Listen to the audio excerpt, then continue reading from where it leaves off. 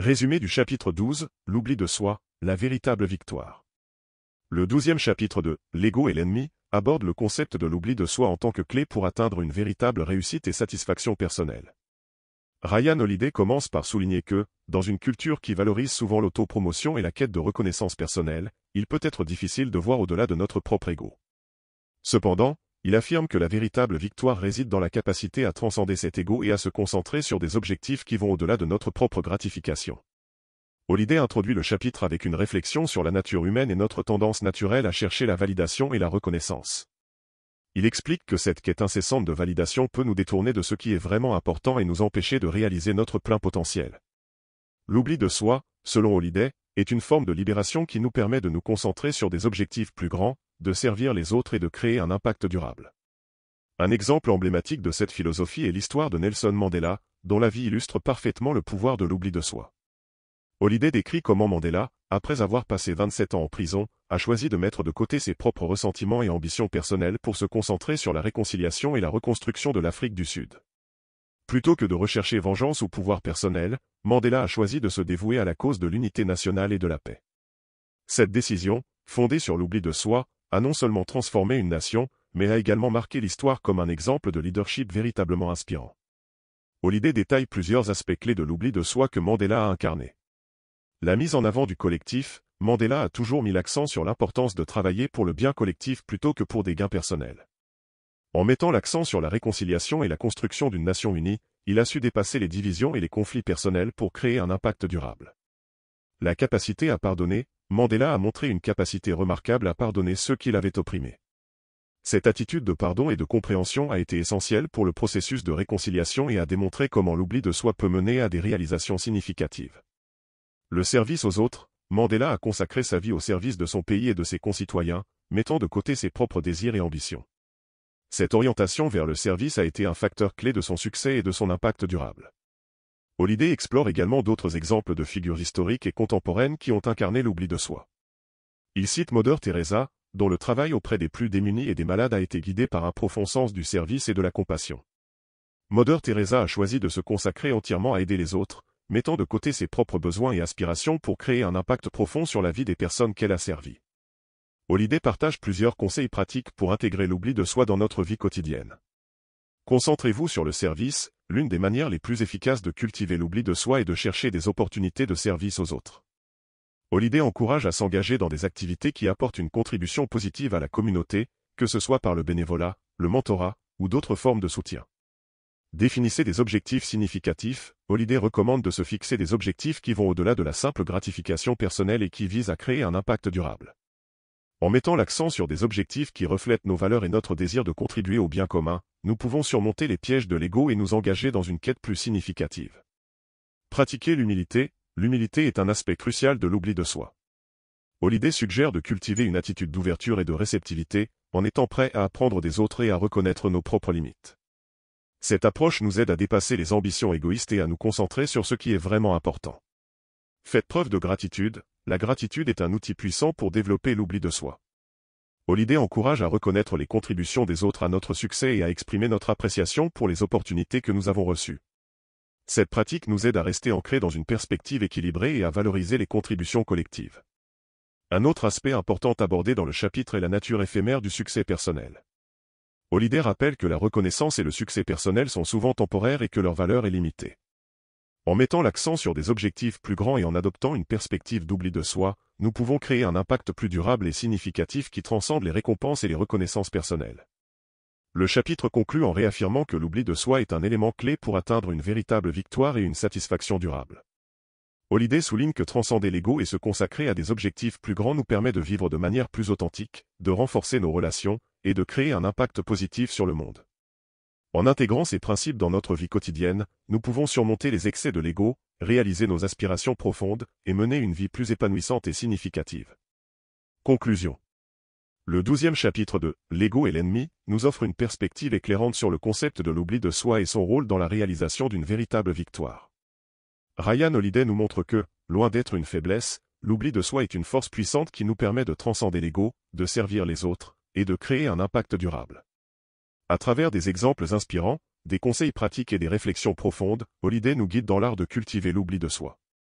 En mettant l'accent sur le service, en définissant des objectifs significatifs, en pratiquant l'humilité, et en exprimant notre gratitude, nous pouvons surmonter les pièges de l'ego et nous engager dans une quête plus authentique et épanouissante. L'oubli de soi est une voie vers une vie plus équilibrée et significative, où chaque action est guidée par des valeurs profondes et un désir de contribuer positivement au monde. En intégrant ces principes dans notre vie quotidienne, nous pouvons non seulement réaliser nos aspirations profondes, mais aussi créer un impact durable et enrichissant pour nous-mêmes et pour les autres. Résumé du chapitre 13, les vérités amères, l'acceptation de l'échec et la persévérance. Le 13e chapitre de « L'ego et l'ennemi » aborde l'acceptation de l'échec et la persévérance comme des aspects essentiels pour naviguer à travers les défis personnels et professionnels. Ryan Holiday commence par expliquer que l'échec est souvent perçu comme une menace pour notre ego. Nous avons tendance à éviter l'échec, à nous l'approprier de manière négative ou à chercher des excuses pour le minimiser. Cependant, Holiday soutient que l'acceptation de l'échec est une étape cruciale pour la croissance et la réussite. En apprenant à accepter et à apprendre de nos erreurs, nous pouvons développer une résilience et une persévérance qui sont indispensables pour atteindre nos objectifs à long terme. Holiday commence par décrire les mécanismes psychologiques qui nous poussent à éviter l'échec. Il souligne que l'ego cherche à protéger notre image de soi et notre statut social, ce qui nous amène souvent à cacher ou à minimiser nos erreurs. Cette attitude peut nous empêcher de tirer des leçons importantes de nos échecs et de progresser. Un exemple emblématique que Holiday utilise pour illustrer l'acceptation de l'échec est l'histoire de Thomas Edison, l'inventeur emblématique dont les échecs ont été une partie intégrante de son cheminement vers le succès. Holiday raconte comment Edison a mené des milliers d'expériences infructueuses avant de réussir à inventer l'ampoule électrique. Au lieu de se laisser décourager par les échecs répétés, Edison les a vus comme des opportunités d'apprendre et de s'améliorer. Son attitude envers l'échec, le considérant comme un simple « pas de plus près » vers la réussite, est un exemple puissant de la manière dont la persévérance et la résilience peuvent mener à des réalisations majeures. Holiday met en lumière plusieurs aspects de l'acceptation de l'échec que Edison incarne. L'apprentissage à partir de l'échec, Edison a utilisé chaque échec comme une occasion d'apprendre et d'ajuster sa méthode. Il a compris que chaque erreur était une partie intégrante du processus d'innovation et a continué à ajuster ses expériences jusqu'à obtenir le résultat souhaité. La persévérance face aux obstacles, malgré des milliers d'échecs, Edison est resté déterminé et a continué à travailler sur son projet. Cette persévérance a été essentielle pour sa réussite et a démontré que la réussite est souvent le résultat d'une détermination inébranlable face aux défis. La gestion de la perception publique, Edison a également compris l'importance de gérer la perception de ses échecs. Au lieu de se laisser abattre par les critiques ou les doutes des autres, il a maintenu une attitude positive et axée sur la solution, ce qui lui a permis de continuer à avancer malgré les revers. Holiday poursuit en explorant comment la persévérance, lorsqu'elle est combinée avec une acceptation honnête de l'échec, peut conduire à des réussites significatives. Il évoque l'exemple de J.K. Rowling, l'auteur de la série Harry Potter, dont le manuscrit a été rejeté par plusieurs éditeurs avant de finalement être publié. Rowling a utilisé ses échecs comme une opportunité pour affiner son travail et persévérer dans son rêve. Sa détermination et sa résilience ont été des facteurs clés dans son succès ultérieur, et elle est aujourd'hui l'une des auteurs les plus reconnues et influentes au monde. Holiday fournit plusieurs conseils pratiques pour cultiver l'acceptation de l'échec et la persévérance dans notre vie quotidienne. Reconsidérez l'échec comme une opportunité, plutôt que de voir l'échec comme une défaite, considérez-le comme une chance d'apprendre et de grandir. En adoptant cette perspective, vous pouvez transformer les obstacles en opportunités d'amélioration et de développement personnel. Adopter une mentalité de croissance, Holiday encourage à adopter une mentalité de croissance, où l'on voit les défis et les échecs comme des occasions d'apprendre et de s'améliorer. Cette approche nous aide à développer une attitude plus résiliente et à persévérer face aux difficultés. Fixez des objectifs à long terme. En vous concentrant sur des objectifs à long terme, vous pouvez maintenir votre motivation et votre persévérance même face à des échecs temporaires. Holiday recommande de définir des objectifs clairs et significatifs qui vous guideront à travers les périodes de difficulté. Cherchez le soutien et les conseils des autres. Lorsque vous rencontrez des échecs, il est important de rechercher le soutien et les conseils de personnes expérimentées ou mentors. Leur perspective peut vous aider à voir les situations sous un autre angle et à trouver des solutions pour surmonter les obstacles. Pratiquez l'autocompassion. Holiday suggère de traiter l'échec avec compassion et de ne pas se juger trop sévèrement. L'autocompassion permet de se remettre plus facilement des revers et de maintenir une attitude positive face aux défis. Holiday conclut le chapitre en soulignant que l'acceptation de l'échec et la persévérance sont des éléments essentiels pour atteindre un succès durable. En embrassant les vérités amères de l'échec et en cultivant une attitude de persévérance, nous pouvons surmonter les obstacles, développer notre résilience, et réaliser nos aspirations profondes. L'acceptation honnête de l'échec et la détermination à continuer malgré les revers sont des clés pour une croissance continue et un succès significatif. Conclusion. Le 13e chapitre de « L'ego et l'ennemi » nous offre une perspective puissante sur l'acceptation de l'échec et la persévérance. Ryan Holiday démontre que l'acceptation honnête de nos erreurs et la capacité à persévérer face aux défis sont essentielles pour atteindre un succès durable et épanouissant. À travers des exemples inspirants comme ceux de Thomas Edison et J.K. Rowling, Holiday nous montre que l'échec n'est pas une fin en soi, mais une étape sur le chemin de la réussite. En réévaluant notre perception de l'échec, en adoptant une mentalité de croissance, et en cultivant la persévérance, nous pouvons surmonter les obstacles, apprendre de nos erreurs, et avancer vers nos objectifs. En intégrant ces principes dans notre vie quotidienne, nous pouvons transformer notre approche de la réussite, développer une résilience solide, et réaliser des accomplissements significatifs. L'acceptation de l'échec et la persévérance ne sont pas seulement des clés pour le succès, mais des éléments fondamentaux pour une vie plus équilibrée et gratifiante. En embrassant ces vérités amères, nous pouvons créer une carrière et une vie personnelle plus enrichissantes et épanouissantes. Résumé du chapitre 14, l'art de rester humble et de donner aux autres le mérite. Le 14e chapitre de « L'ego et l'ennemi » se concentre sur la manière dont l'humilité et la capacité à reconnaître les contributions des autres sont essentielles pour un succès authentique et durable. Ryan Holiday aborde la question avec une compréhension profonde de la psychologie humaine et des dynamiques sociales, en soulignant que l'ego a tendance à pousser les individus à rechercher la reconnaissance personnelle et à minimiser le rôle des autres dans leur réussite. Holiday commence par expliquer que l'ego est souvent à l'origine de notre désir de prendre tout le crédit pour nos réussites. Il évoque la tendance naturelle des individus à vouloir se placer au centre de l'attention et à se récompenser eux-mêmes pour leur réalisation, en ignorant souvent le rôle crucial que d'autres ont joué. Cette attitude peut créer des tensions, des conflits et des ruptures dans les relations professionnelles et personnelles, tout en freinant notre propre croissance et notre développement. L'auteur présente plusieurs exemples historiques pour illustrer la manière dont l'humilité a joué un rôle crucial dans les succès des individus et des équipes. Il évoque George Washington, le premier président des États-Unis, comme un exemple de leader qui a fait preuve d'une remarquable humilité. Washington a volontairement renoncé à des pouvoirs étendus et a choisi de retourner à la vie privée après ses deux mandats présidentiels. Son choix de ne pas se perpétuer au pouvoir et de céder le leadership à d'autres est un exemple frappant de la manière dont l'humilité peut renforcer une figure de leadership et renforcer la cohésion sociale et politique. Un autre exemple significatif est celui de Andrew Carnegie, l'industriel et philanthrope du XIXe siècle. Carnegie a reconnu que ses réussites étaient le résultat du travail acharné et du soutien des autres, et il a consacré une partie importante de sa fortune à des œuvres de charité et à des initiatives philanthropiques. En faisant cela, il a non seulement contribué au bien-être de la société, mais il a également montré l'exemple en donnant aux autres le mérite de ses réussites et en renforçant la valeur de la contribution collective. Holiday met également en avant Bill Gates comme un exemple contemporain de la manière dont la reconnaissance des contributions des autres et l'humilité peuvent être bénéfiques. Gates, malgré son immense succès avec Microsoft, a constamment exprimé sa gratitude envers ses collègues et a attribué une grande partie de son succès à l'équipe qui a travaillé à ses côtés. Il a également mis en place la Bill et Melinda Gates Foundation, qui se concentre sur des initiatives mondiales visant à améliorer la santé, l'éducation et le bien-être des personnes à travers le monde. Cette démarche philanthropique est une démonstration de la manière dont la reconnaissance et le soutien des autres peuvent se traduire en impact global positif. En outre, Holiday explore l'importance de l'humilité dans le contexte des relations professionnelles. Il explique que les leaders qui font preuve d'humilité, qui valorisent les contributions de leurs équipes et qui reconnaissent le travail des autres sont souvent plus efficaces et respectés que ceux qui cherchent à accaparer tout le mérite. L'humilité aide à créer un environnement de travail collaboratif, où les individus se sentent valorisés et motivés pour contribuer davantage. Holiday offre également des conseils pratiques pour cultiver l'humilité et reconnaître le mérite des autres dans notre propre vie. Exprimez votre gratitude, prenez le temps de remercier sincèrement les personnes qui ont contribué à votre succès. Un simple mot de reconnaissance peut avoir un impact considérable sur les relations et sur la motivation des autres. Partagez le crédit. Lorsque vous réussissez un projet ou atteignez un objectif, assurez-vous de partager le crédit avec les personnes qui ont joué un rôle dans cette réussite.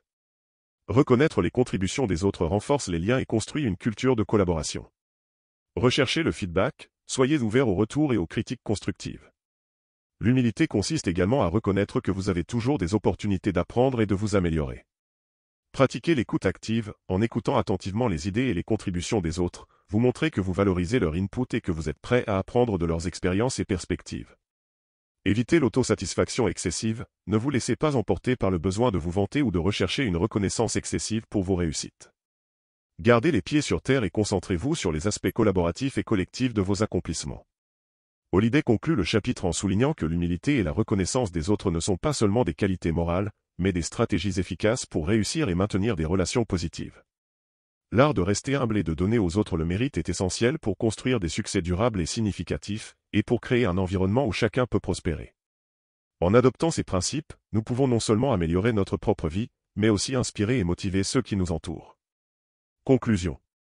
Le 14e chapitre de « L'ego et l'ennemi » nous offre une perspective précieuse sur l'importance de l'humilité et de la reconnaissance des autres dans le chemin vers le succès. Ryan Holiday démontre que l'ego, en nous poussant à revendiquer tout le mérite pour nous-mêmes, peut entraver notre progression et nuire à nos relations. En embrassant l'art de rester humble et de donner aux autres le mérite, nous pouvons non seulement améliorer notre propre vie, mais aussi renforcer les dynamiques collaboratives et créer un impact positif dans le monde. À travers des exemples inspirants comme ceux de George Washington, Andrew Carnegie et Bill Gates, Holiday illustre comment l'humilité et la reconnaissance peuvent transformer des réussites individuelles en réalisations collectives significatives. En mettant en pratique les conseils et les principes décrits dans ce chapitre, nous pouvons construire des relations plus solides, favoriser un environnement de travail collaboratif, et réaliser des succès durables et authentiques. L'humilité et la reconnaissance ne sont pas seulement des vertus morales, mais des clés essentielles pour atteindre un véritable succès et un épanouissement personnel. En adoptant ces principes, nous pouvons transcender les limitations imposées par l'ego et créer des accomplissements qui résonnent au-delà de nous-mêmes, enrichissant ainsi notre propre vie et celle des autres. Résumé du chapitre 15, la fin du voyage, pourquoi l'ego persiste-t-il malgré tout? Le 15e chapitre de « L'ego et l'ennemi » se concentre sur la persistance de l'ego malgré nos meilleurs efforts pour le maîtriser. Ryan Holiday explique que, bien que nous puissions être conscients des dangers de l'ego et chercher à le contrôler, il reste une force insidieuse qui peut émerger sous différentes formes tout au long de notre vie. Holiday commence par explorer les raisons psychologiques et sociologiques pour lesquelles l'ego est si difficile à éliminer. Il souligne que l'ego est profondément enraciné dans notre nature humaine. Dès notre naissance, nous développons un sens de soi, une identité qui se nourrit de la reconnaissance, de l'approbation et de la validation externe. Cette construction de l'ego est influencée par notre environnement, nos expériences et nos interactions sociales, ce qui en fait une partie intégrante de notre psyché. Un aspect crucial de la persistance de l'ego est sa capacité à se déguiser. Holiday explique que même lorsque nous pensons avoir maîtrisé notre ego, celui-ci peut se manifester sous des formes plus subtiles.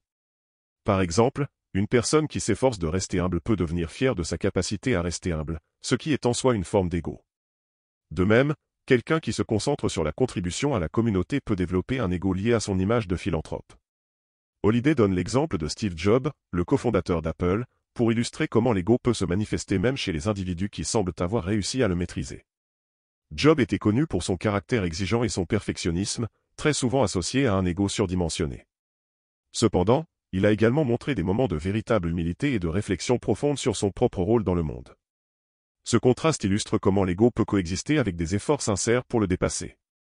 En outre, Holiday aborde la question de la reconnaissance externe comme un facteur de persistance de l'ego. Les succès et les accomplissements personnels sont souvent associés à des récompenses et à de la reconnaissance publique. Cette validation externe peut nourrir l'ego et le rendre encore plus difficile à contrôler. Les individus peuvent se retrouver à rechercher constamment des récompenses et des éloges, ce qui alimente un cycle d'autosatisfaction et de besoin de reconnaissance. Holiday propose plusieurs stratégies pour gérer l'ego tout au long de notre vie. Adopter une mentalité de croissance continue, reconnaître que le contrôle de l'ego est un processus continu plutôt qu'un objectif fixe. L'ego peut se manifester sous différentes formes à différents moments de notre vie, et il est important de rester vigilant et de continuer à travailler sur soi-même. Cultiver la conscience de soi, pratiquer la réflexion personnelle régulière pour identifier les moments où l'ego pourrait émerger. Être conscient de nos propres motivations et comportements peut nous aider à détecter les signes subtils de l'ego. Cherchez des feedbacks honnêtes, entourez-vous de personnes de confiance qui sont prêtes à vous donner des critiques constructives. Les retours honnêtes peuvent nous aider à voir les aspects de notre comportement que nous ne reconnaissons pas nous-mêmes. Mettez l'accent sur le service et la contribution, concentrez-vous sur la manière dont vous pouvez servir les autres et contribuer au bien commun plutôt que sur les récompenses et la reconnaissance personnelle. Cela peut aider à réduire l'influence de l'ego en orientant votre attention vers des objectifs plus grands que vous-même. Pratiquez la gratitude et la reconnaissance, soyez reconnaissant pour les succès et les contributions des autres. Reconnaître les efforts des autres et exprimer votre gratitude peut vous aider à maintenir une perspective équilibrée et à diminuer le besoin de reconnaissance personnelle. Holiday conclut le chapitre en affirmant que la maîtrise de l'ego est un voyage perpétuel. La persistance de l'ego est une réalité que nous devons accepter et gérer tout au long de notre vie. Cependant, en adoptant des pratiques conscientes et en cultivant une véritable humilité, nous pouvons atténuer l'impact de l'ego et continuer à croître en tant qu'individu et en tant que membre de la communauté. La clé est de rester vigilant, d'apprendre de nos expériences et de travailler continuellement sur nous-mêmes pour maintenir un équilibre sain entre la reconnaissance de soi et l'humilité. Conclusion. Le 15e chapitre de « L'ego et l'ennemi » nous offre une perspective profonde sur la persistance de l'ego et les défis constants qu'il présente dans notre vie. Ryan Holiday explore pourquoi, malgré nos efforts pour maîtriser notre ego, il reste une force persistante qui peut émerger sous différentes formes. En examinant des exemples historiques et contemporains, il nous aide à comprendre les mécanismes de l'ego et à élaborer des stratégies pour le gérer efficacement. En reconnaissant que le contrôle de l'ego est un processus continu et en mettant en pratique les conseils proposés par Holiday, nous pouvons naviguer plus habilement dans les complexités de l'ego et travailler vers une véritable humilité.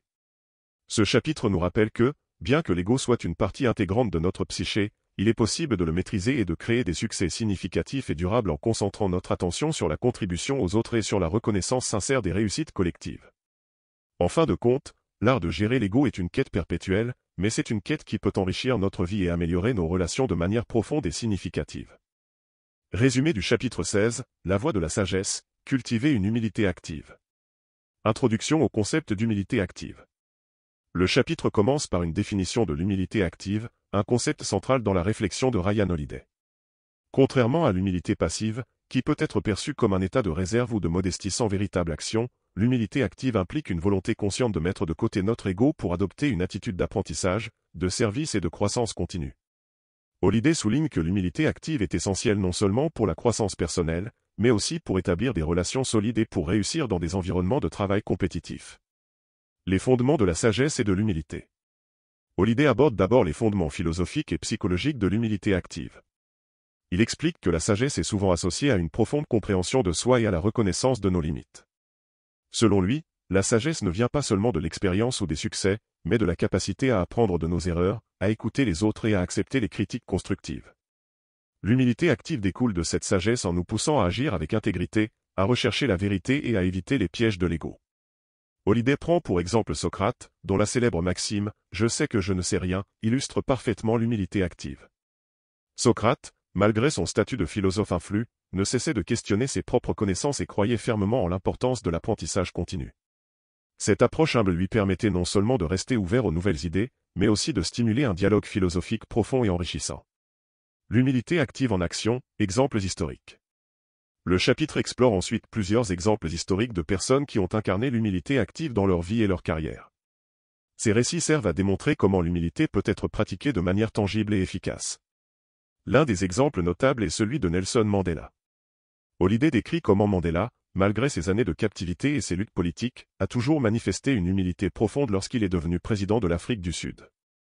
Au lieu de se concentrer sur ses propres succès, Mandela a mis l'accent sur la réconciliation nationale et la construction d'une société juste.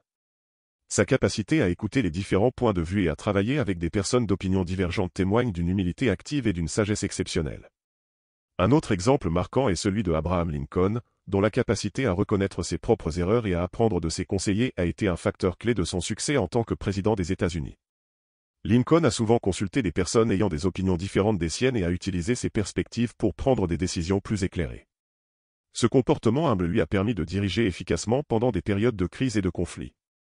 Conseils pour cultiver l'humilité active. Holiday propose plusieurs conseils pratiques pour développer et maintenir une humilité active dans notre vie quotidienne. Ces conseils sont conçus pour aider les individus à intégrer l'humilité dans leurs actions et leurs décisions de manière concrète. Pratiquer l'écoute active, accorder une attention sincère aux opinions et aux idées des autres. L'écoute active permet de comprendre les perspectives des autres et de recevoir des critiques constructives avec une attitude ouverte. Cela aide à réduire la tendance à défendre notre propre ego et à favoriser une collaboration plus efficace. Cherchez des mentors et des conseillers, entourez-vous de personnes qui peuvent vous offrir des conseils honnêtes et des perspectives nouvelles. Les mentors et les conseillers peuvent fournir des insights précieux et vous aider à éviter les pièges de l'ego en vous guidant vers une croissance continue. Acceptez les erreurs comme des opportunités d'apprentissage, plutôt que de chercher à éviter les erreurs ou à blâmer les autres, considérez-les comme des occasions de croissance et de développement. Apprenez de vos erreurs et utilisez ces leçons pour améliorer vos compétences et vos comportements futurs. Faites preuve de gratitude, exprimez régulièrement votre gratitude envers les autres pour leur contribution et leur soutien. La gratitude aide à maintenir une perspective équilibrée et à éviter la tentation de se concentrer uniquement sur ses propres succès et accomplissements. Mettez l'accent sur le service aux autres, engagez-vous dans des activités qui bénéficient aux autres et contribuent au bien commun. Le service aux autres renforce le sentiment de connexion et de communauté, tout en réduisant l'accent mis sur les besoins personnels et la reconnaissance individuelle. La pratique continue de l'humilité active. Le chapitre conclut en soulignant que l'humilité active est un processus continu qui nécessite une attention constante et une pratique délibérée. Holliday encourage les lecteurs à intégrer ces pratiques dans leur vie quotidienne et à rester vigilants face aux défis de l'ego. L'humilité active ne se limite pas à une série d'actions ponctuelles, mais constitue un engagement constant envers la croissance personnelle, la compréhension et le service aux autres. Holliday insiste sur le fait que l'humilité active est une qualité qui se développe avec le temps et l'expérience. Il recommande de faire preuve de patience et de persévérance dans la pratique de cette vertu, en reconnaissant que le chemin vers une véritable humilité est souvent semé d'embûches et de défis. Conclusion. Le chapitre 16 de « L'ego et l'ennemi » nous invite à examiner profondément la manière dont nous pouvons cultiver une humilité active dans nos vies. Ryan Holiday offre des conseils précieux et des exemples inspirants pour nous aider à comprendre pourquoi l'humilité est essentielle pour surmonter les effets dévastateurs de l'ego et pour réussir dans nos efforts personnels et professionnels. En adoptant des pratiques telles que l'écoute active, la recherche de conseils, l'acceptation des erreurs, la gratitude et le service aux autres, nous pouvons développer une humilité véritable qui nous permet de rester ouverts à l'apprentissage, de collaborer efficacement avec les autres, et de mener une vie plus significative et équilibrée.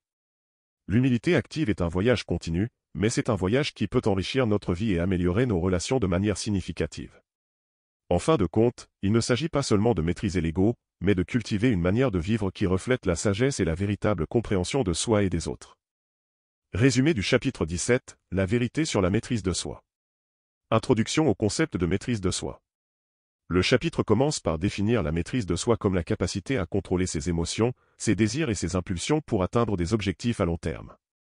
Ryan Holiday explique que la maîtrise de soi n'est pas simplement une question de discipline ou de volonté, mais un aspect fondamental de la gestion de soi qui requiert une compréhension profonde de notre propre psyché.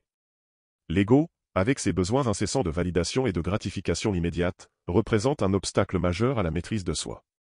Holiday affirme que maîtriser ses impulsions et ses désirs est essentiel pour naviguer avec succès dans les défis personnels et professionnels.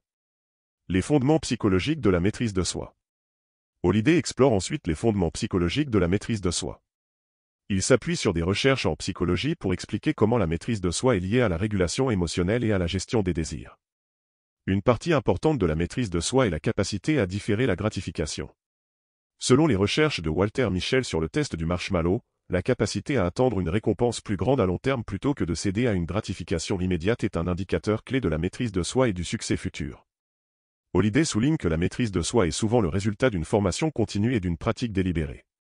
Il explique que notre capacité à résister aux tentations et à contrôler nos comportements est comme un muscle qui se renforce avec l'exercice. En développant des habitudes et des routines qui favorisent la maîtrise de soi, nous pouvons améliorer notre résilience face aux défis et aux tentations. Exemples historiques de maîtrise de soi. Le chapitre illustre la maîtrise de soi à travers plusieurs exemples historiques de personnes qui ont démontré une maîtrise exceptionnelle de leurs émotions et de leurs désirs. Ces récits offrent des perspectives précieuses sur la manière dont la maîtrise de soi peut être mise en pratique et les avantages qui en découlent. L'un des exemples marquants est celui de George Washington.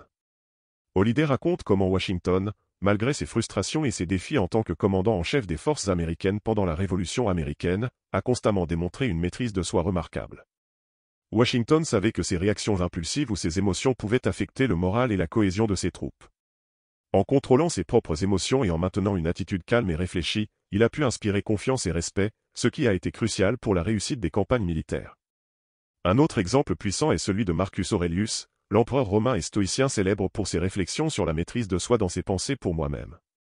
Marcus Aurelius a écrit abondamment sur la manière de rester serein face aux défis et aux conflits.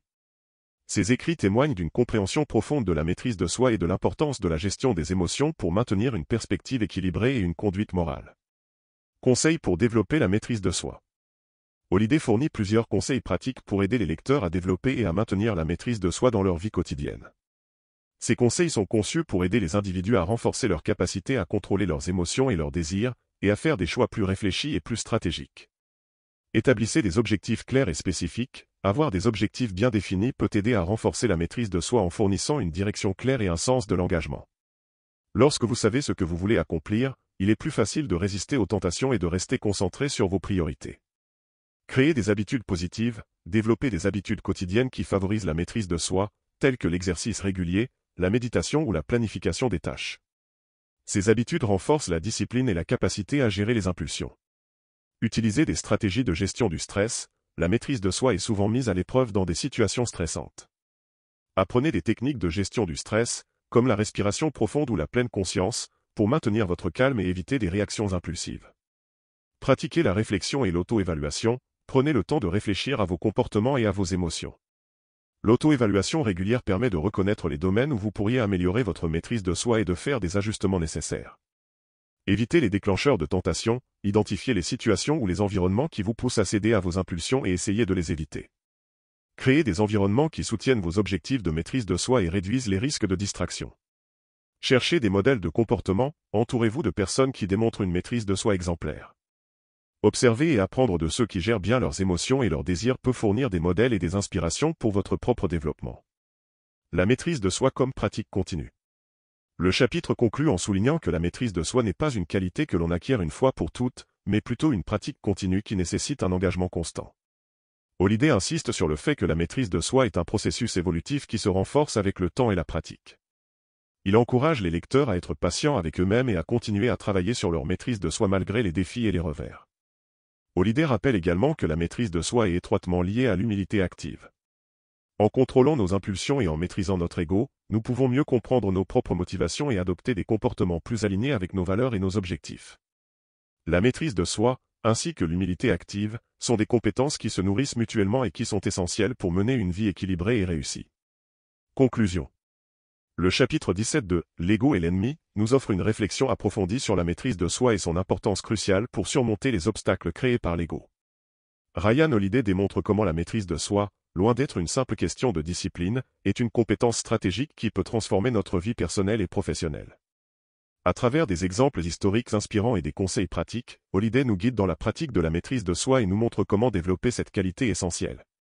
En intégrant des stratégies telles que l'établissement d'objectifs clairs, la création d'habitudes positives et la gestion du stress, nous pouvons renforcer notre capacité à contrôler nos émotions et nos désirs.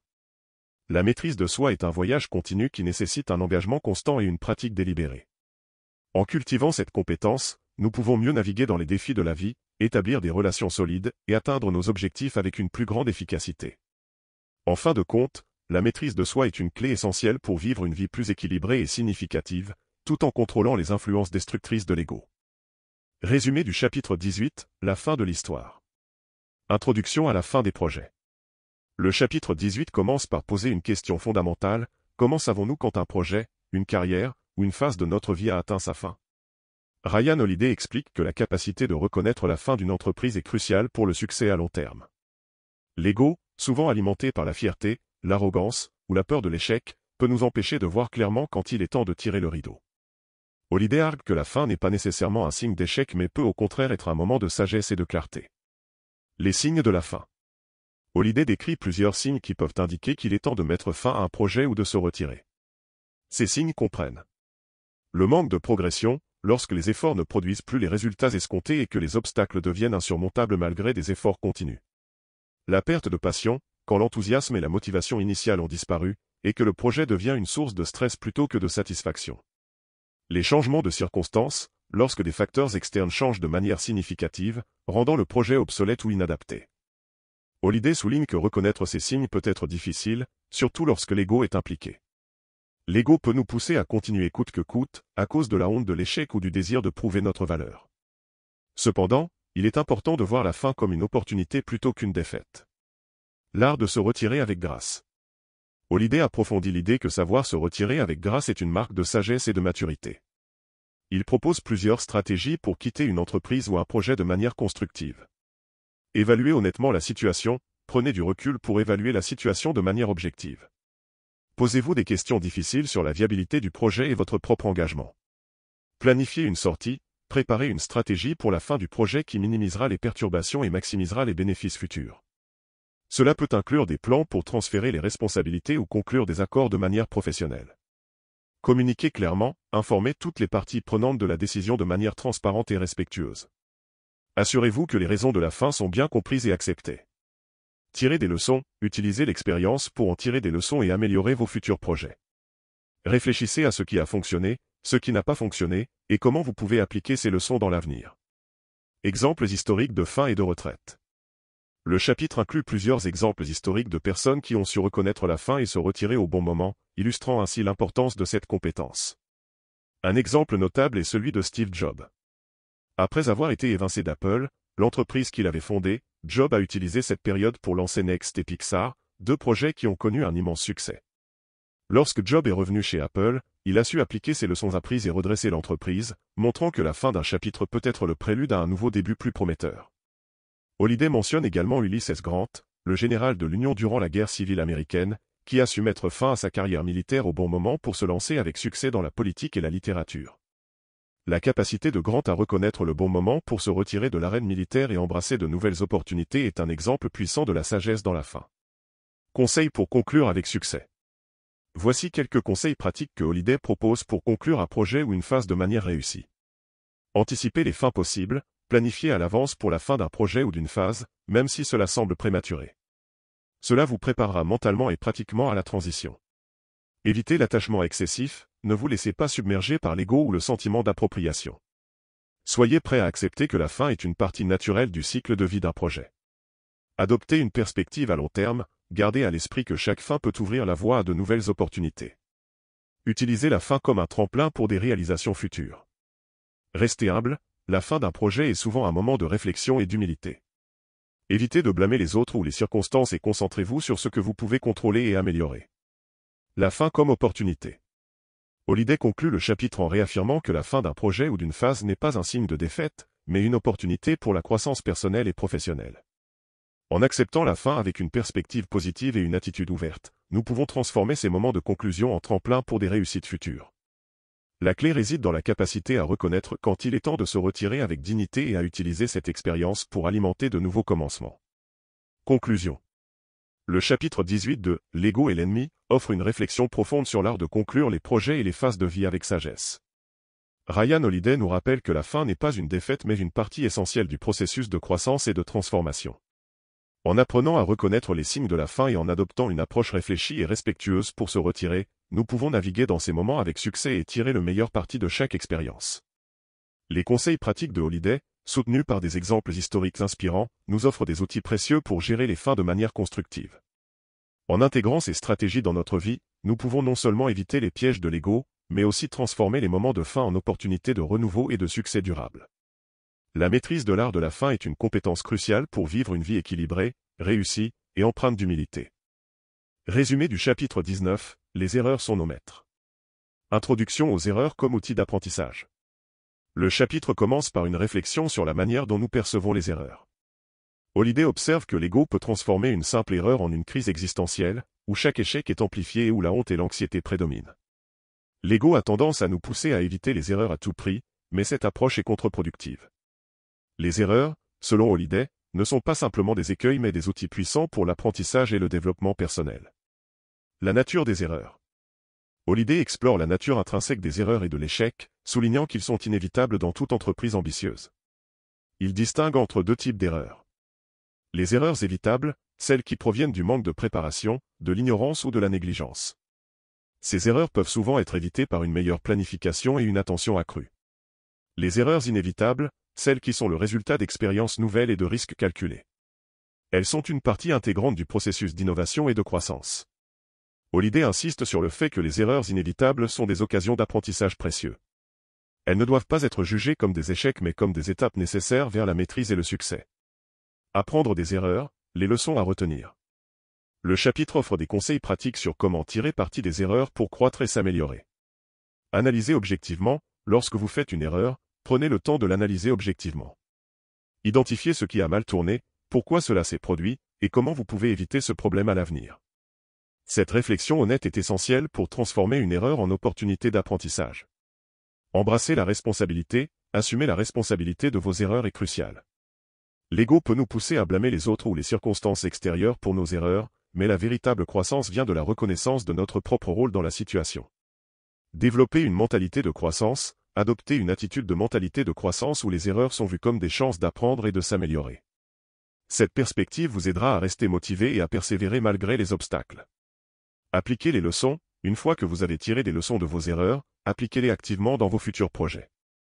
Utilisez les connaissances acquises pour ajuster vos stratégies, améliorer vos compétences, et éviter de répéter les mêmes erreurs. Exemple de maîtrise des erreurs. Le chapitre est riche en exemples de figures historiques et contemporaines qui ont transformé leurs erreurs en succès. Ces exemples illustrent comment une attitude positive envers les erreurs peut mener à des réalisations exceptionnelles. Thomas Edison, l'inventeur de l'ampoule électrique, est souvent cité pour sa persévérance face aux échecs. Edison a connu des milliers d'échecs avant de réussir à créer une ampoule fonctionnelle. Son approche face aux erreurs était de les voir comme des expériences nécessaires pour trouver ce qui fonctionnait. Edison disait « Je n'ai pas échoué. J'ai simplement trouvé 10 000 façons qui ne fonctionnent pas. » J.K. Rowling, avant de connaître le succès avec la série Harry Potter, Rowling a subi de nombreux revers professionnels et personnels. Elle a été rejetée par plusieurs éditeurs avant que son travail ne soit accepté. Rowling a utilisé ses expériences comme une motivation pour persévérer et a transformé ses erreurs et échecs en une carrière d'écrivain florissante. Michael Jordan, le célèbre joueur de basketball, a souvent parlé de ses échecs comme d'une partie essentielle de son succès. Jordan a raté de nombreux tirs cruciaux tout au long de sa carrière, mais il a utilisé ses erreurs pour améliorer son jeu et renforcer sa détermination. Les pièges de l'ego et comment les éviter. Holliday met en lumière comment l'ego peut compliquer notre relation avec les erreurs. L'ego peut nous inciter à ignorer les erreurs, éviter de reconnaître les erreurs peut conduire à la répétition des mêmes problèmes. Minimiser les erreurs, dénigrer l'importance des erreurs empêche d'en tirer des leçons constructives. Rechercher des excuses, blâmer les autres ou les circonstances extérieures pour nos erreurs limite notre capacité à apprendre et à évoluer. Pour contrer ces pièges, Holliday recommande la pleine conscience. Pratiquez la pleine conscience pour être conscient de vos réactions face aux erreurs et pour cultiver une attitude d'ouverture et de réceptivité.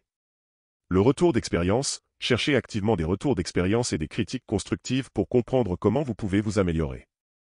La résilience. Développez la résilience en acceptant les erreurs comme une partie naturelle du processus d'apprentissage et en continuant à avancer malgré les obstacles. La pratique du pardon de soi. Un aspect important abordé dans le chapitre est le pardon de soi. L'ego peut rendre difficile le fait de se pardonner après une erreur, ce qui peut entraver notre progrès. Holliday suggère la compassion pour soi-même. Traitez-vous avec la même compassion que vous traiteriez un ami ayant fait une erreur. Reconnaissez vos imperfections et soyez indulgent envers vous-même.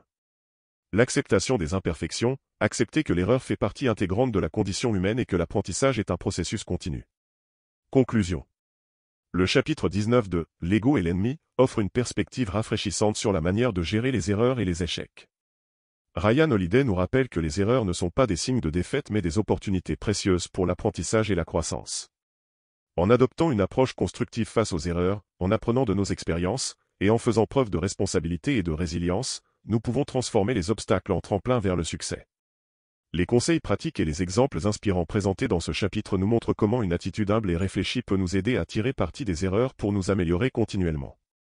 En intégrant ces principes dans notre vie quotidienne, nous pouvons naviguer plus efficacement à travers les défis, développer une mentalité de croissance, et avancer avec une plus grande sagesse et confiance. La maîtrise de la gestion des erreurs est une compétence essentielle pour vivre une vie réussie et épanouissante. Résumé du chapitre 20, l'illusion de la grandeur.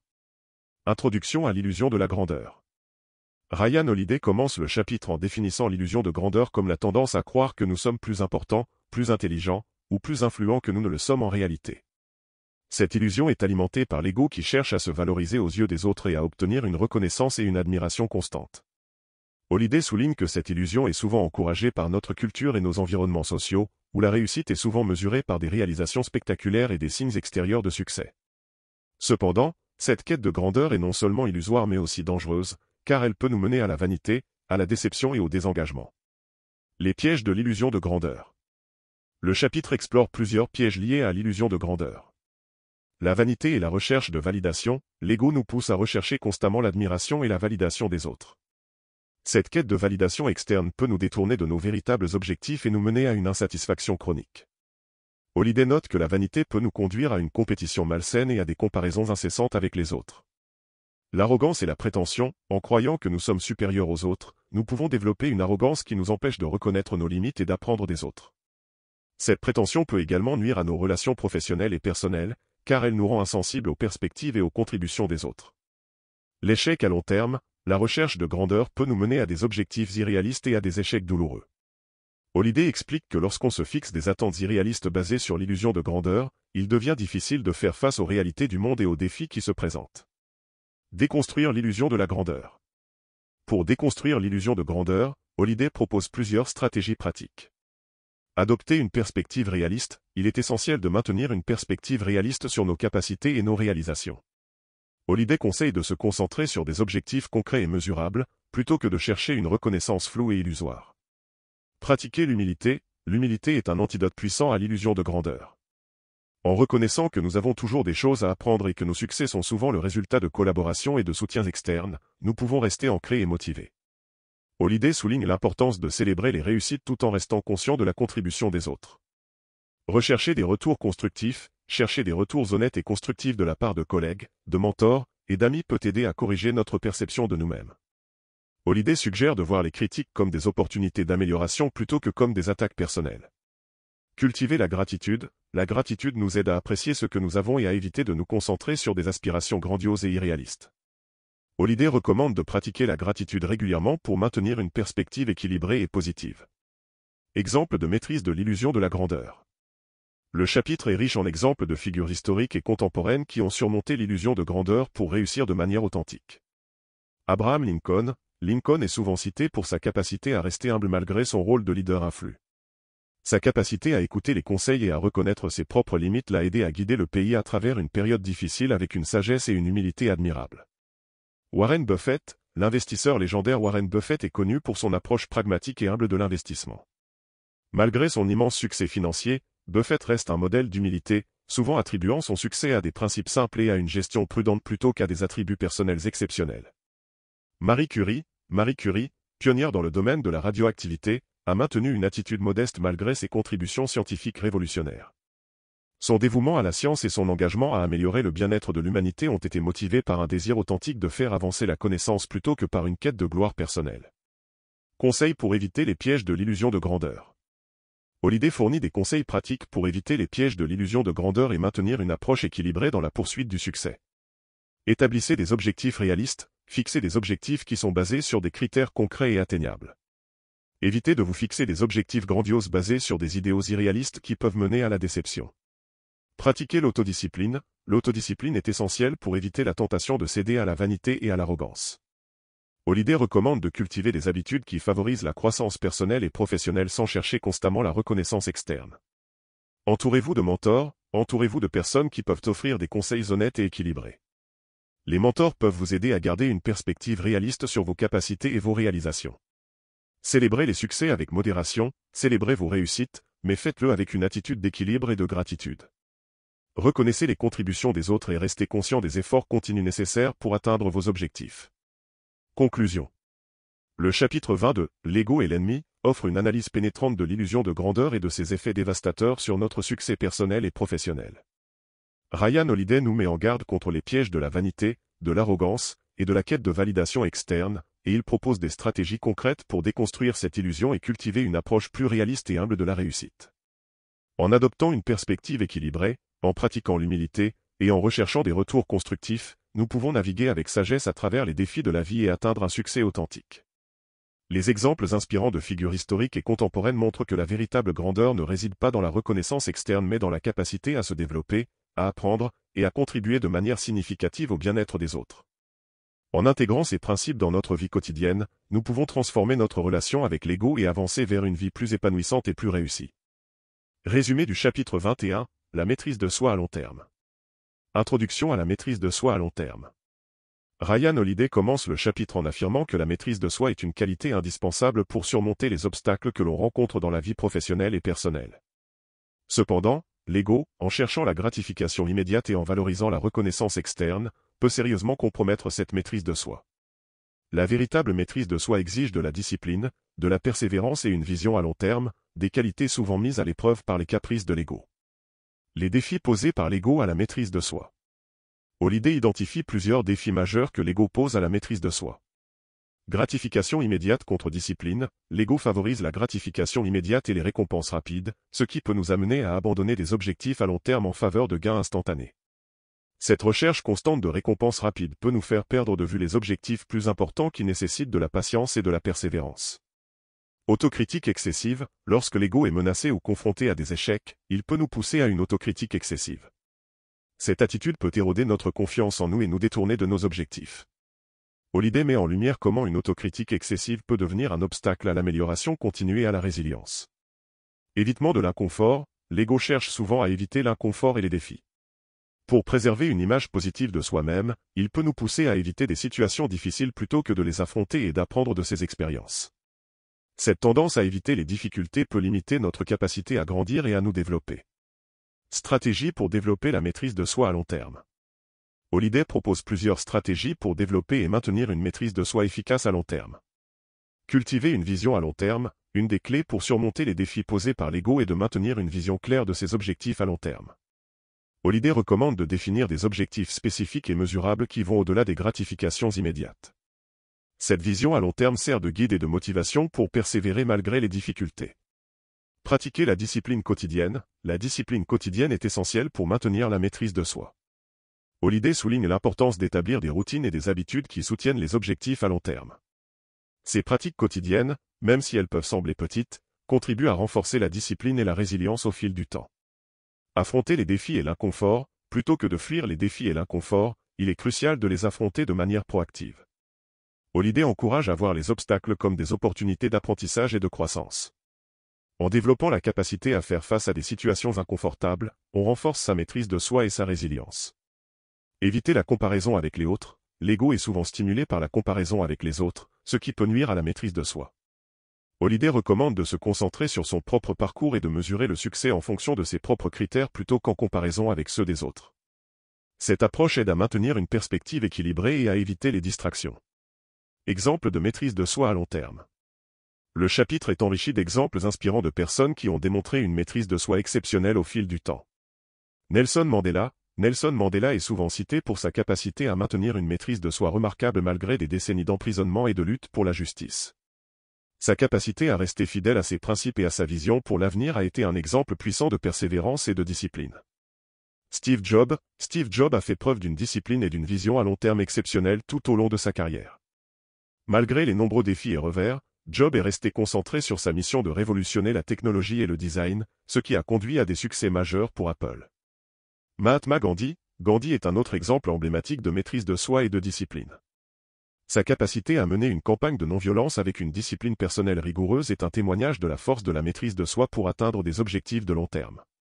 Conseils pour développer la maîtrise de soi à long terme. Pour développer une maîtrise de soi solide, Holliday fournit des conseils pratiques qui peuvent être appliqués au quotidien. Établissez des objectifs clairs et spécifiques. Définissez des objectifs clairs et spécifiques qui vont au-delà des gratifications immédiates. Avoir une vision claire et mesurable des objectifs aide à maintenir la motivation et la direction. Créez des habitudes positives. Établissez des routines et des habitudes quotidiennes qui soutiennent vos objectifs à long terme. La répétition régulière de ces habitudes renforce la discipline et la maîtrise de soi. Affrontez les défis avec courage. Adoptez une attitude proactive face aux défis et aux situations inconfortables. Voir les obstacles comme des opportunités d'apprentissage renforce la résilience et la capacité à persévérer. Concentrez-vous sur votre propre parcours, évitez de vous comparer aux autres et concentrez-vous sur votre propre chemin et vos propres progrès. La comparaison peut créer des distractions et des sentiments d'insuffisance. Conclusion. Le chapitre 21 de « L'ego et l'ennemi » fournit une analyse approfondie de la manière dont l'ego peut compromettre la maîtrise de soi à long terme. Ryan Holliday démontre comment la gratification immédiate, l'autocritique excessive et l'évitement de l'inconfort peuvent nous détourner de nos objectifs à long terme et compromettre notre succès durable. En adoptant une vision claire, en pratiquant la discipline quotidienne et en affrontant les défis avec courage, nous pouvons développer une maîtrise de soi robuste et résiliente. Les exemples de figures historiques et contemporaines illustrent comment la persévérance et la discipline peuvent mener à des succès significatifs et durables. En intégrant ces stratégies dans notre vie quotidienne, nous pouvons non seulement surmonter les obstacles posés par l'ego, mais aussi atteindre un niveau plus élevé de succès personnel et professionnel. La maîtrise de soi à long terme est une compétence précieuse qui, lorsqu'elle est cultivée avec attention et rigueur, peut transformer notre vie de manière profonde et durable. Résumé du chapitre 22, se retirer au sommet. Introduction à l'art du retrait. Ryan Holliday commence le chapitre en soulignant une vérité souvent ignorée, le succès est une chose merveilleuse, mais il comporte aussi des pièges. L'un des plus grands défis est de savoir quand et comment se retirer une fois que l'on a atteint le sommet. Ce retrait est crucial pour éviter les excès de confiance, la stagnation, et les conflits d'ego qui peuvent émerger lorsqu'on reste trop longtemps au sommet. Les risques du manque de retrait. Holliday explique que rester trop longtemps au sommet peut engendrer divers risques. L'illusion de l'infaillibilité. lorsque nous connaissons un grand succès, l'ego peut nous convaincre que nous sommes invincibles. Cette illusion de perfection peut nous amener à sous-estimer les défis futurs et à prendre des décisions imprudentes. La stagnation créative, le succès prolongé peut également conduire à une stagnation créative. En s'en tenant trop longtemps à des méthodes ou des pratiques éprouvées, nous risquons de nous enfermer dans une routine qui limite notre capacité à innover. Les conflits d'ego, l'ego, lorsqu'il est nourri par le succès, peut exacerber les conflits personnels et professionnels.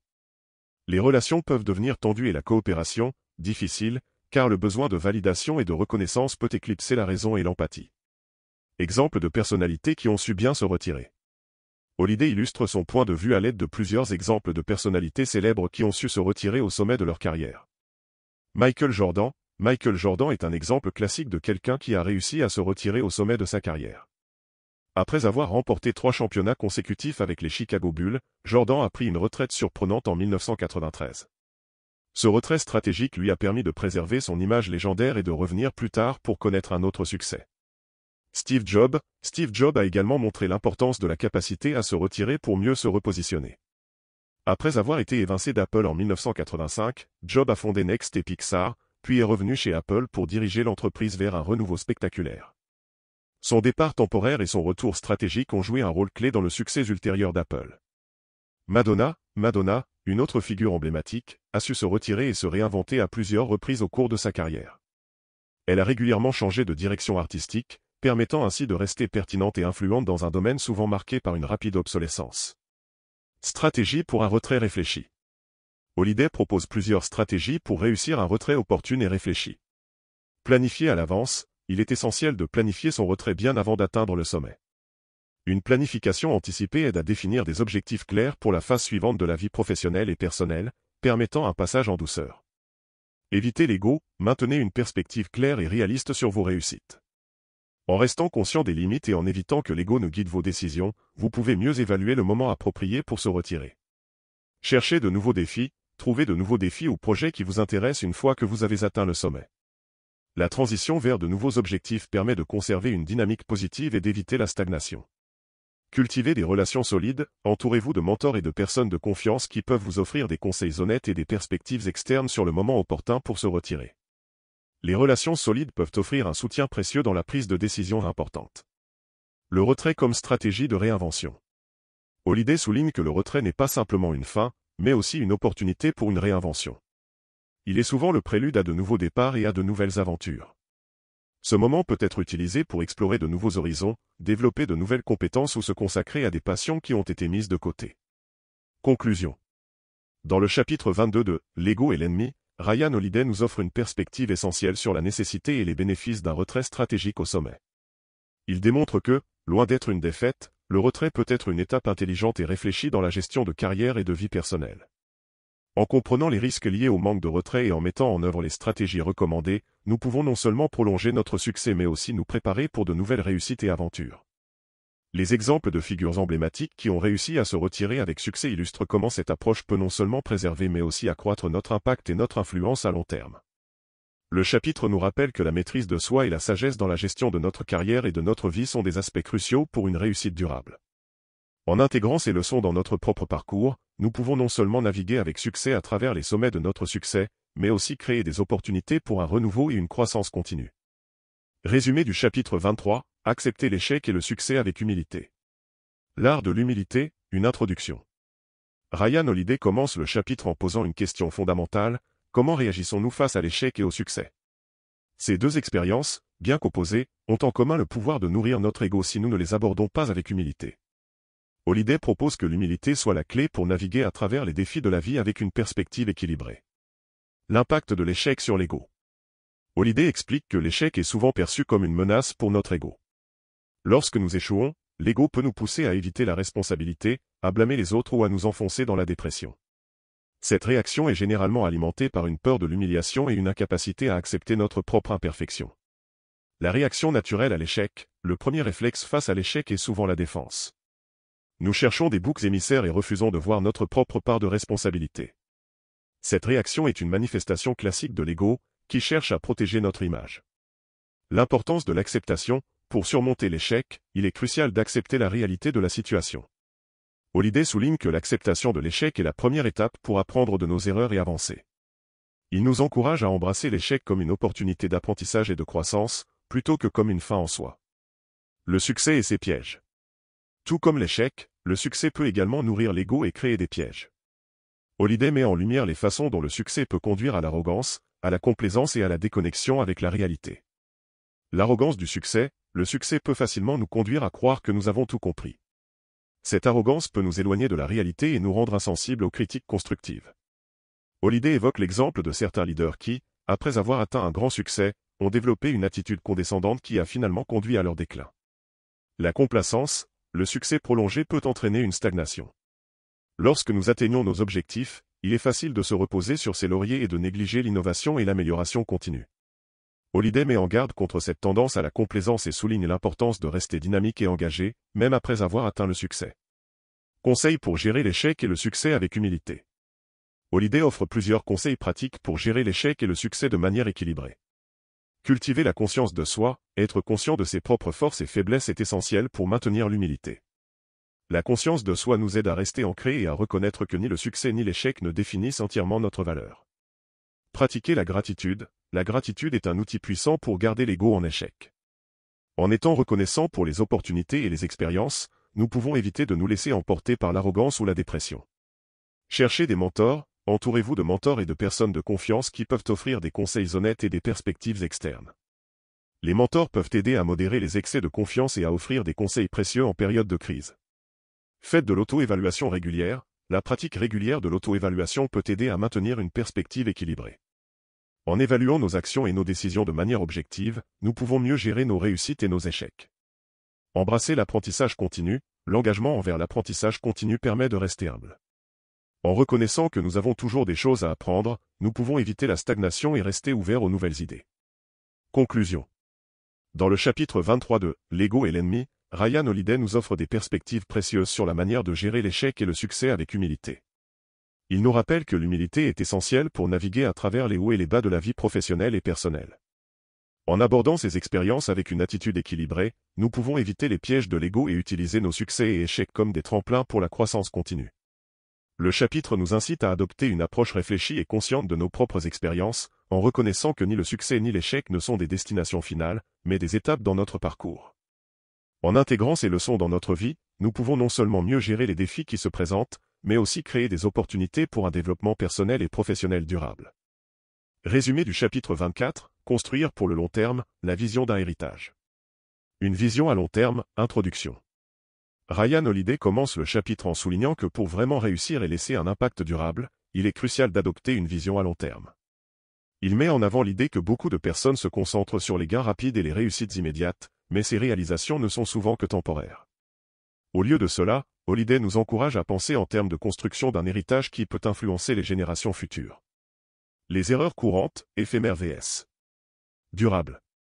Holiday explore les erreurs fréquentes que les individus font lorsqu'ils se concentrent uniquement sur des objectifs à court terme. Ces erreurs comprennent la quête du succès immédiat, beaucoup cherchent à maximiser les gains immédiats, souvent au détriment de la qualité et de la durabilité. Cette approche est souvent alimentée par le désir de gratification instantanée et l'ego qui cherche à être rapidement reconnu et validé. L'attachement à l'image, une focalisation excessive sur l'image personnelle et les apparences peut mener à des choix qui ne sont pas alignés avec une vision durable. L'ego pousse souvent à rechercher l'admiration et la reconnaissance à court terme, ce qui peut compromettre les objectifs à long terme. La négligence de la planification, sans une vision claire pour l'avenir, il est facile de se laisser emporter par des succès temporaires sans établir une base solide pour un impact durable. Holiday souligne que la planification stratégique est essentielle pour bâtir un héritage. Les principes pour construire un héritage durable. Holiday introduit plusieurs principes clés pour construire quelque chose de durable. Avoir une vision claire, la première étape pour créer un héritage est d'avoir une vision claire et précise de ce que l'on souhaite accomplir. Cette vision doit être ancrée dans des valeurs profondes et des objectifs à long terme. Holiday nous encourage à définir ce que nous voulons vraiment accomplir et à rester fidèles à cette vision, même face aux défis. Investir dans le développement personnel, construire un héritage nécessite un engagement envers le développement personnel continu. Holiday insiste sur l'importance de se perfectionner constamment et de développer les compétences nécessaires pour atteindre ses objectifs à long terme. Cela inclut l'apprentissage constant, la réflexion sur ses erreurs et la recherche d'amélioration. Créer un impact positif, l'un des aspects les plus importants de la construction d'un héritage est de créer un impact positif sur les autres. Holliday met en avant l'importance de contribuer de manière significative à la communauté, d'aider les autres à réussir et de faire une différence dans le monde. Faire preuve de résilience, le chemin vers la construction d'un héritage est souvent semé d'embûches. Holliday souligne l'importance de la résilience et de la persévérance pour surmonter les obstacles. La capacité à rester déterminé et à continuer à avancer, même face à l'échec, est cruciale pour atteindre des objectifs à long terme. Exemple de vision à long terme et d'héritage. Holliday illustre ces points avec des exemples de personnes et d'organisations qui ont réussi à créer un impact durable grâce à leur vision à long terme. Steve Jobs et Apple. Steve Jobs est souvent cité comme un exemple de quelqu'un ayant une vision claire et à long terme. Jobs ne se contentait pas de créer des produits innovants, il cherchait à transformer l'industrie technologique et à laisser un héritage qui influencerait la manière dont les gens interagissent avec la technologie. Son engagement envers l'excellence et son attention aux détails ont contribué à construire une entreprise qui continue d'avoir un impact profond. Nelson Mandela et l'Afrique du Sud. Nelson Mandela a laissé un héritage durable grâce à sa vision pour un avenir inclusif et égalitaire en Afrique du Sud. Sa capacité à pardonner et à construire des ponts entre les communautés a eu un impact profond et durable, transformant le pays et inspirant des millions de personnes dans le monde entier. Oprah Winfrey. Oprah Winfrey est un autre exemple de personne ayant construit un héritage durable. Grâce à ses médias, son travail philanthropique et son engagement envers l'éducation, Oprah a eu un impact significatif sur la vie de nombreuses personnes.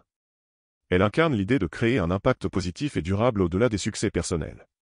Conseils pour construire un héritage durable. Holliday offre plusieurs conseils pratiques pour ceux qui souhaitent créer un héritage durable. Définissez votre mission, prenez le temps de réfléchir à ce que vous voulez réellement accomplir et à l'impact que vous souhaitez avoir. Une mission claire servira de guide tout au long de votre parcours. Faites preuve de patience, la construction d'un héritage prend du temps. Soyez prêt à investir des années dans la poursuite de vos objectifs et à faire des sacrifices pour atteindre vos aspirations à long terme. Cherchez à inspirer, laissez-vous guider par le désir d'inspirer et d'aider les autres. En contribuant positivement à la vie des autres, vous créez un impact qui perdurera au-delà de votre propre vie. Documentez votre voyage, gardez une trace de vos réalisations, de vos échecs et de vos leçons apprises. Cette documentation peut servir de guide pour les autres et aider à préserver votre héritage. Restez humble, même en atteignant des objectifs significatifs, gardez une attitude d'humilité.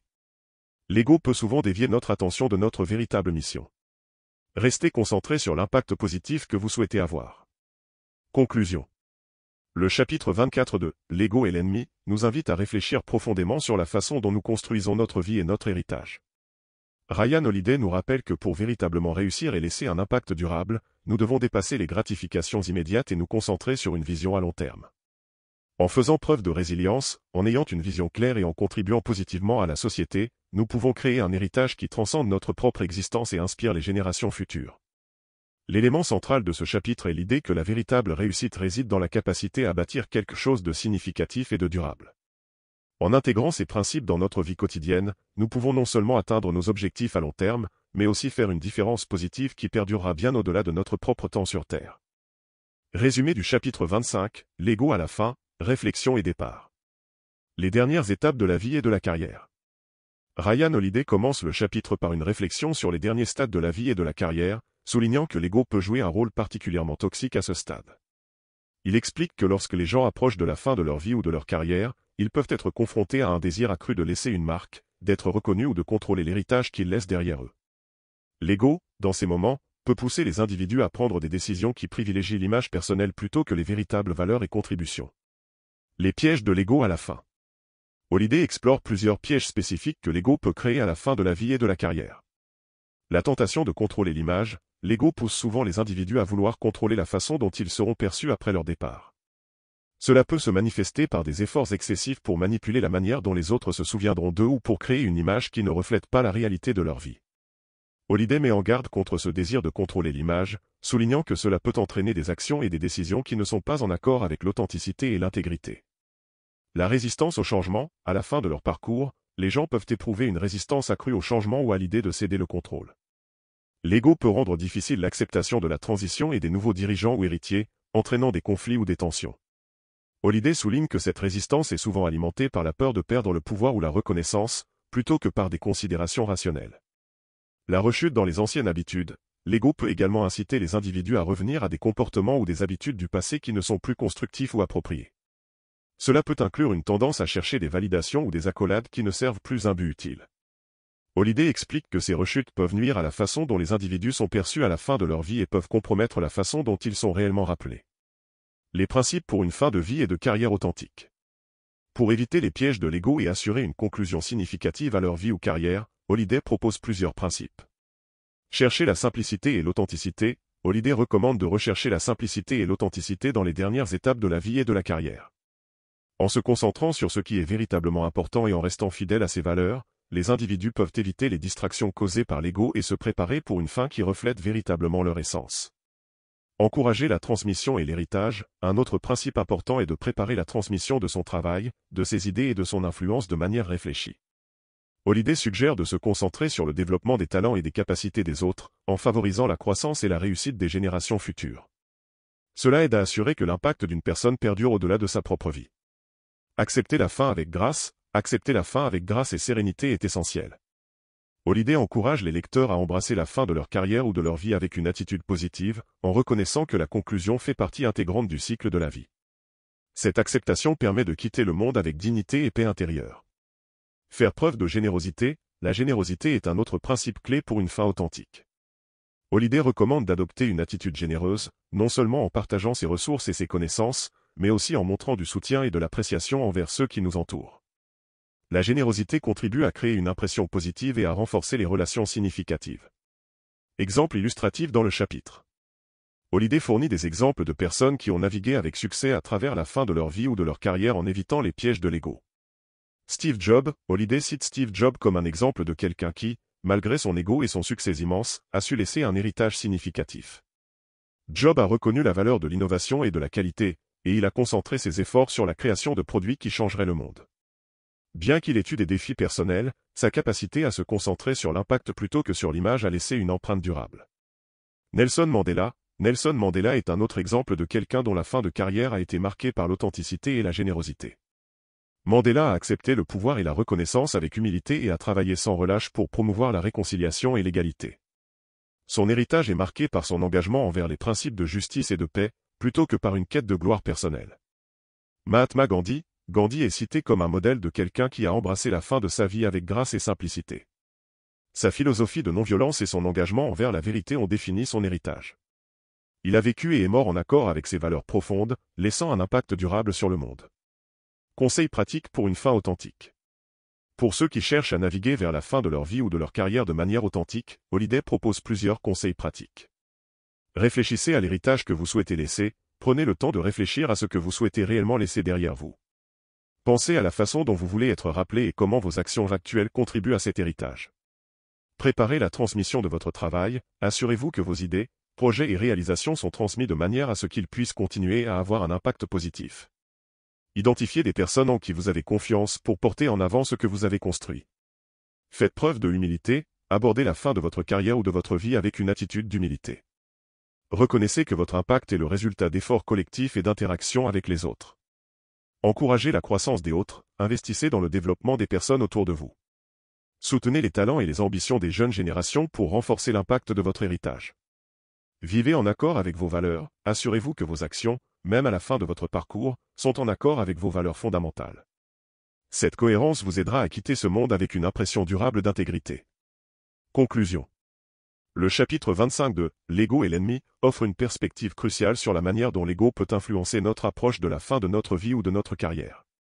Ryan Holliday nous pousse à réfléchir profondément sur la façon dont nous souhaitons être perçus à la fin de notre parcours et nous offre des principes pour naviguer cette phase avec intégrité et authenticité. En mettant en pratique les conseils de Holliday, nous pouvons nous assurer que nous quittons ce monde avec un héritage qui reflète véritablement nos valeurs et notre impact sur les autres. Le véritable succès ne réside pas seulement dans les accomplissements individuels, mais dans la manière dont nous influençons positivement les générations futures et la façon dont nous acceptons notre propre fin avec dignité et humilité. Résumé du chapitre 26, la réflexion finale, apprendre à laisser aller. La difficulté de lâcher prise. Ryan Holliday commence le chapitre en soulignant que l'un des plus grands défis auxquels nous sommes confrontés est celui de lâcher prise.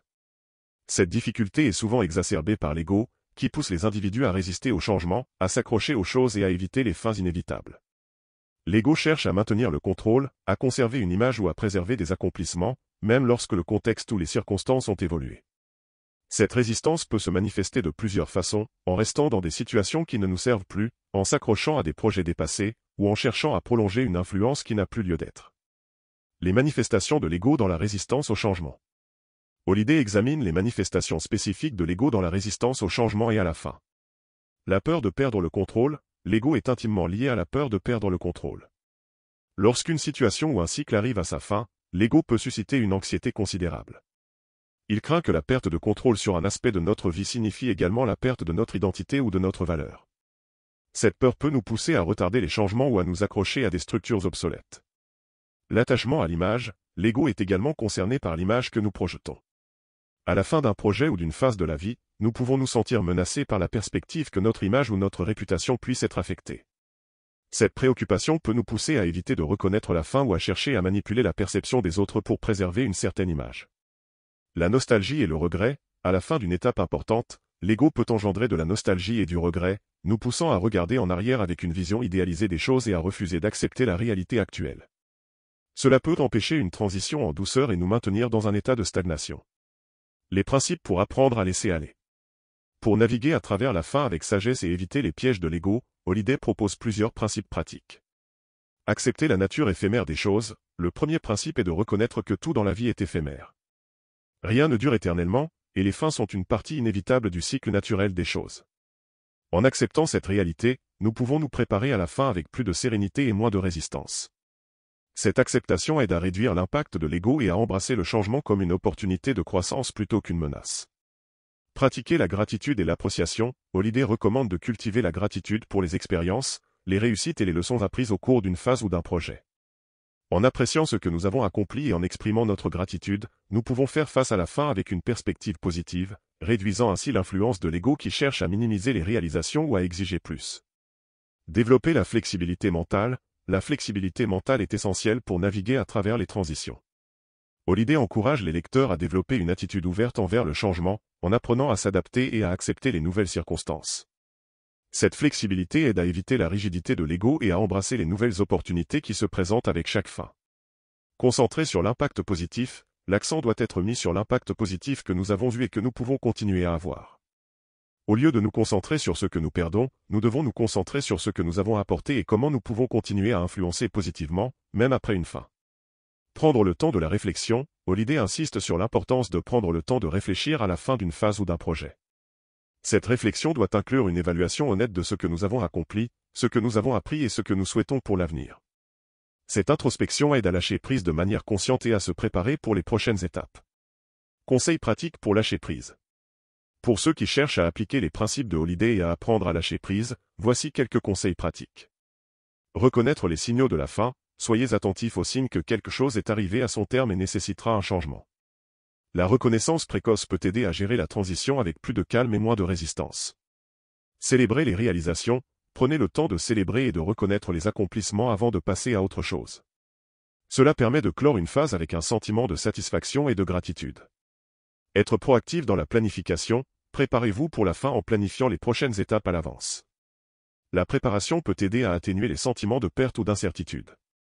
Cherchez le soutien des autres, ne soyez pas réticents à chercher du soutien auprès des amis, des mentors ou des collègues pendant les transitions. Le soutien externe peut fournir une perspective équilibrée et aider à naviguer les changements avec plus de facilité. Pratiquez l'acceptation, acceptez les choses telles qu'elles sont, sans jugement ni résistance. La pratique de l'acceptation aide à réduire la douleur associée au changement et à embrasser les nouvelles opportunités. Conclusion. Le chapitre 26 de « L'ego et l'ennemi » aborde un sujet crucial souvent négligé dans la discussion sur l'ego, la manière dont nous faisons face à la fin des choses et comment l'ego peut influencer notre capacité à lâcher prise. Ryan Holliday nous rappelle que l'acceptation des fins, la gratitude, la flexibilité mentale et l'impact positif sont essentiels pour naviguer ces moments avec sagesse et sérénité. En appliquant les principes et les conseils présentés dans ce chapitre, nous pouvons aborder les transitions et les fins avec une perspective équilibrée, réduisant l'impact de l'ego et trouvant des opportunités pour une croissance continue.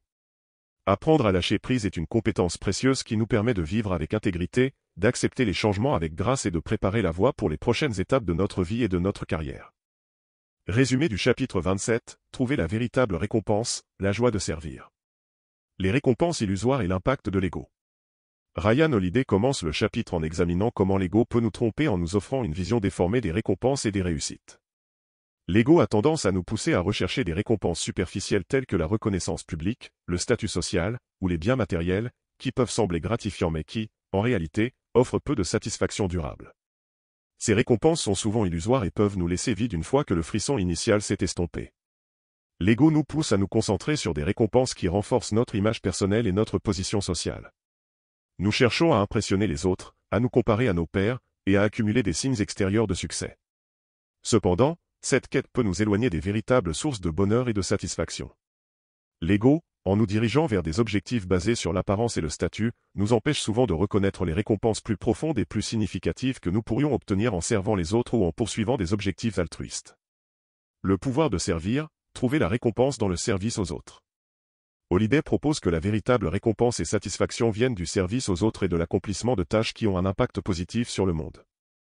En mettant l'accent sur le service, nous nous éloignons des gratifications éphémères pour embrasser des formes de succès qui ont un sens plus profond et plus durable. La joie de donner, le service aux autres offre une forme de satisfaction qui ne peut être trouvée dans la quête de reconnaissance ou de biens matériels. En aidant les autres, nous découvrons un sentiment de connexion et d'accomplissement qui transcende les récompenses superficielles. Holliday souligne que donner de notre temps, de notre énergie, ou de nos ressources à ceux qui en ont besoin nous offre une joie authentique qui ne dépend pas des approbations externes. L'impact durable, servir les autres permet de créer un impact durable qui va au-delà de notre propre vie. Holliday évoque comment les actions altruistes laissent un héritage positif et influencent la vie des autres de manière significative. Ce type de succès est beaucoup plus gratifiant que les succès temporaires ou matériels, car il contribue à un changement positif et durable dans la vie des gens. L'accomplissement à long terme, en servant les autres et en poursuivant des objectifs altruistes, nous trouvons souvent un accomplissement plus profond et plus stable. Cette forme de succès est alignée avec nos valeurs les plus fondamentales et offre une satisfaction qui perdure bien au-delà des récompenses éphémères que l'ego recherche. Exemples de services et de récompenses. Holliday fournit des exemples de personnes et de situations qui illustrent comment le service aux autres peut offrir une véritable satisfaction. Les travailleurs humanitaires sont souvent des exemples de personnes qui trouvent une immense satisfaction dans le service aux autres.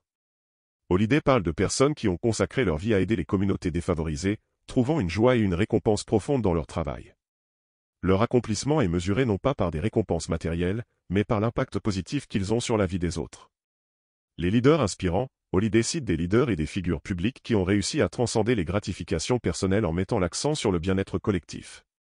Ces leaders trouvent leur succès et leur satisfaction dans le fait de servir leur communauté, de soutenir leurs équipes et d'encourager le développement des autres, plutôt que de rechercher la reconnaissance personnelle. Les artistes altruistes, les artistes qui utilisent leur talent pour des causes sociales ou pour exprimer des messages positifs montrent comment le service peut offrir une satisfaction plus profonde. Holliday explique comment ces artistes trouvent une récompense dans l'impact émotionnel et social de leur travail, plutôt que dans les récompenses financières ou la reconnaissance. Conseils pour trouver la récompense dans le service. Pour ceux qui souhaitent appliquer les enseignements du chapitre et trouver une véritable récompense dans le service, voici quelques conseils pratiques. Identifiez vos valeurs et objectifs, réfléchissez à ce qui est vraiment important pour vous et à la manière dont vous pouvez contribuer positivement. Alignez vos actions avec vos valeurs fondamentales pour trouver une satisfaction authentique. Cherchez des opportunités de service, engagez-vous dans des activités qui vous permettent de servir les autres, que ce soit par du bénévolat, en mentorant quelqu'un, ou en contribuant à des projets communautaires. Ces expériences peuvent offrir une gratification durable. Concentrez-vous sur l'impact positif, au lieu de vous concentrer sur la reconnaissance ou les récompenses personnelles, concentrez-vous sur l'impact positif que vous pouvez avoir. Mesurez votre succès par les contributions que vous apportez aux autres et aux communautés. Pratiquez la gratitude, exprimez votre gratitude pour les opportunités de servir et pour les expériences que vous avez. La gratitude aide à renforcer le sentiment de satisfaction et de récompense dans le service. Évitez la comparaison, ne vous comparez pas aux autres dans votre quête de service. Chaque action de service est précieuse à sa manière, et la véritable récompense vient de la contribution personnelle, pas de la comparaison avec les autres. Conclusion. Le chapitre 27 de « L'ego et l'ennemi » nous invite à réévaluer notre compréhension des récompenses et des réussites en mettant l'accent sur le service aux autres.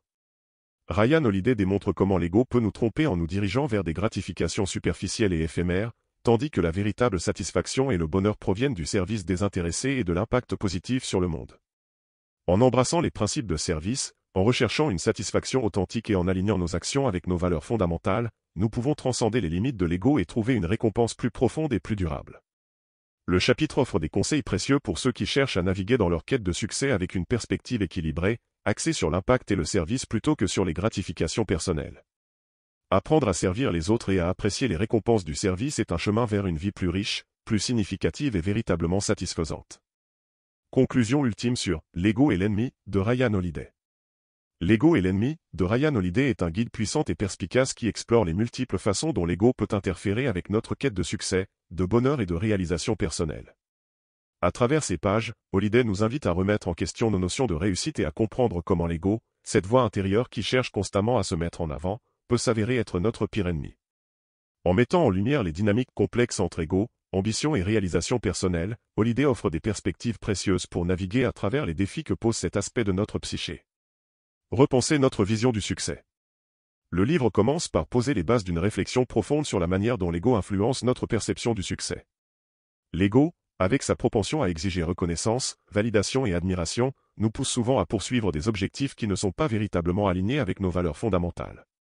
Les premiers chapitres abordent comment l'ego nous conduit à rechercher des gratifications superficielles, à éviter les défis, et à créer des obstacles internes à notre propre progression.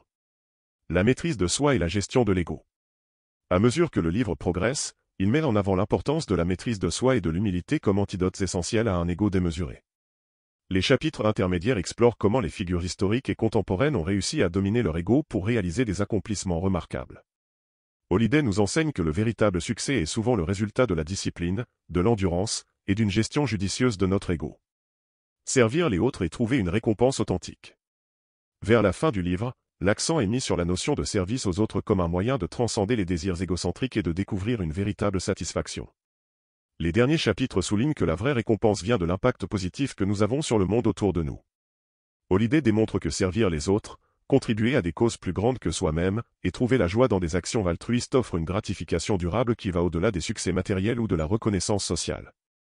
L'enseignement central. L'enseignement central de « L'ego et l'ennemi » est que la maîtrise de notre ego est essentielle pour une vie épanouie et réussie. L'ego, lorsqu'il est laissé sans contrôle, peut nous pousser à prendre des décisions impulsives, à chercher des validations superficielles, et à nous éloigner de nos véritables objectifs. En apprenant à reconnaître les signes d'un ego envahissant, à développer une conscience de soi plus profonde, et à orienter nos actions vers le service et le bien-être des autres, nous pouvons dépasser les limitations que l'ego impose.